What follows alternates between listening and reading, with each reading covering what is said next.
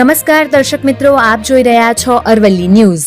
મહંત સ્વામી મહારાજના 92મા જન્મોત્સવ નિમિત્તે વડોદરાના અટલાદરા ખાતે એક સાથે 12,723 બાળકોએ સત્સંગ દીક્ષા ગ્રંથના 315 સંસ્કૃત શ્લોકોનું એક સુર અને એક સાથે પઠન કરીને સૌથી મોટા હિન્દુ ગ્રંથ પઠનનો ગિનિસ વર્લ્ડ રેકોર્ડ સર્જ્યો છે.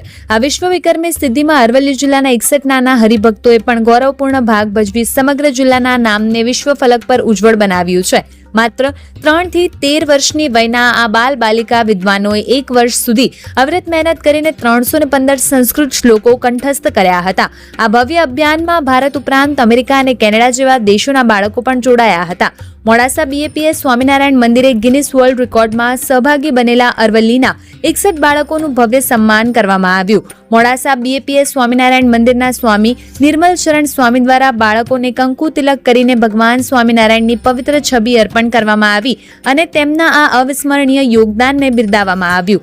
ગિનિસ વર્લ્ડ રેકોર્ડ્સના અધિકારી દ્વારા સત્તાવાર ચકાસણી કર્યા બાદ રેકોર્ડનું પ્રમાણપત્ર પણ મહંત સ્વામી મહારાજને અર્પણ કરવામાં આવ્યું, જેની સાથે જ વિશ્વભરમાં BAPS સ્વામિનારાયણ સંસ્થાના સંસ્કાર, શિક્ષણ અને આધ્યાત્મિક પરંપરાનો ડંકો ગુંજી ઉઠ્યો.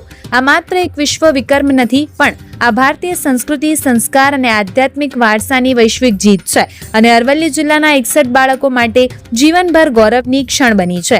વૈભવ રાઠોડ, અરવલ્લી ન્યૂઝ, મોડાસા.